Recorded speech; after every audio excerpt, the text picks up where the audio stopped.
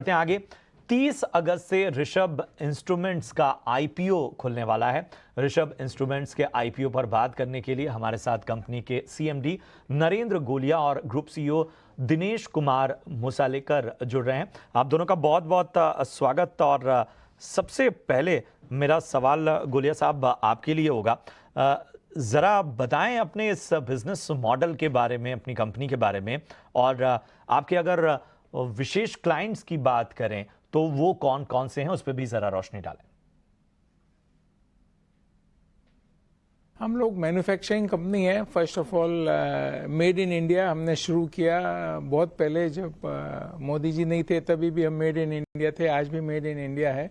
हम लोग electrical instruments बनाते हैं, बिजली मापने के यंत्र होते हैं जो सिंपल पैरामीटर जैसे वोल्टेज, करंट, फ्रीक्वेंसी है, और आजकल बहुत कॉम्प्लेक्स पैरामीटर्स आते हैं बिकॉज ये ग्रिड पूरे इंडिया में एक ही ग्रिड है।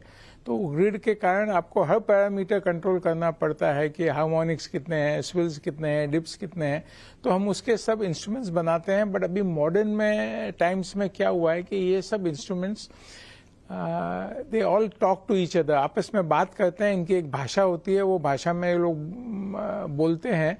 तो हम लोग ऐसी नई नई भाषाएं डेवलप करते हैं, नए नए इंस्ट्रूमेंट्स डेवलप करते हैं जो अपनी ग्रिड को स्टेबल बनावे। हमारे कस्टमर कौन है कि जो लोग ये सब चीज पैनल में कोलेट करते हैं। हम लोग तो मीटर बना के देते हैं उनको, और वो लोग जाके फिर बड़े बड़े सिस्टम्स बनाते हैं जो पूरा जनरेशन को कंट्रोल करते हैं, पूरा ट्रांसमिशन को कंट्रोल करते हैं। ये एक हमारा एक बिजनेस हुआ।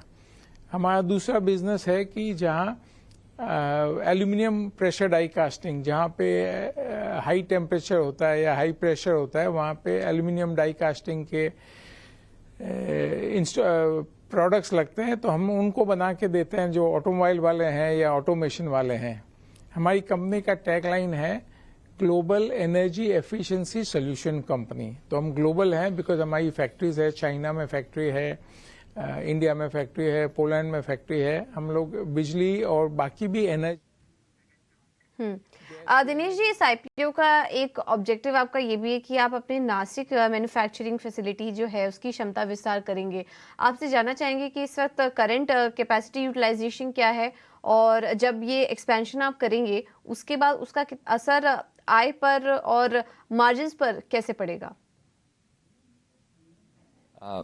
अभी जो कैपेसिटी है पोलैंड में या इंडिया में जो बड़े फैक्ट्रीज है अपने, वहाँ पे ऑलमोस्ट 50% अपना कैपेसिटी यूटिलाइजेशन होता है, लेकिन एक दो जो प्रोसेसेस है वहाँ पे 80% तक यूटिलाइजेशन होता है, क्योंकि हमारे जो प्रोसेसेस है वो एक ही जैसा कोई सीमेंट प्लांट है या मैन्युफैक्चरिंग प्रोसेस इंडस्ट्री है जहाँ पे पूरा का पूरा एक ही ऐसा यूनिट रहता है, उसका कैपेसिटी यूटिलाइज ऐसा नहीं है। तो अपना यहाँ पे ना मॉड्यूलर सेक्शंस है, जहाँ पे एक जगह पे मोल्ड बनता है, एक जगह पे एल्यूमिनियम डाइकास्टिंग का मशीन्स रहते हैं, एक जगह पे मशीनिंग होता है, ऐसा अलग अलग जो है।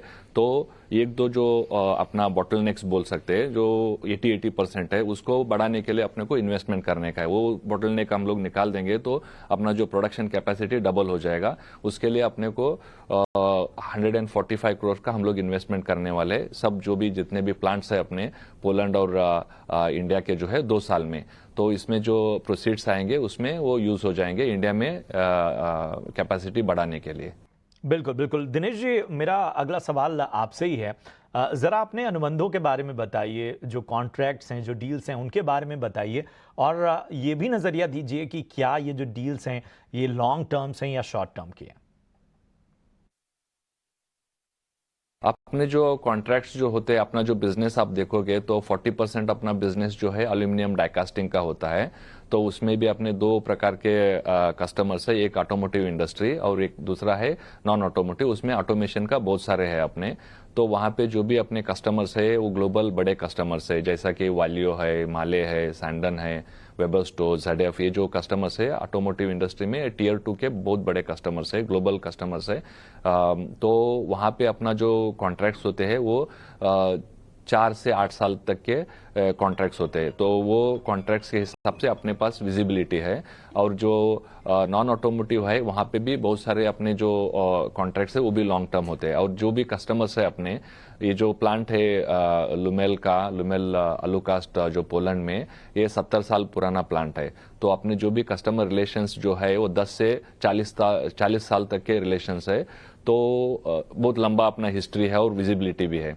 और जो इलेक्ट्रॉनिक्स का बिजनेस है वहाँ पे जो 60% जो बिजनेस है इंडिया और पोलैंड और बाकी जो अपना यूके, यूएस और चाइना का मिलके, तो वहाँ पे अपना विजिबिलिटी 8 से 10 साल का ऐसा नहीं रहता है। तो वहाँ पे अपना विजिबिलिटी 6 महीने से साल भर का विजिबिलिटी रहेगा। तो वहाँ पे 50% अपना जो प्रोडक्ट्स है वो डिस्ट्रीब्यूटर चैनल के थ्रू होता है और बाकी 50% जो है हम लोग कंपनीज को डायरेक्ट बेचते हैं। तो 50% जो कंपनी को बेचते हैं वहाँ पे 6 महीना साल भर का विजिबिलिटी रहता है अपना।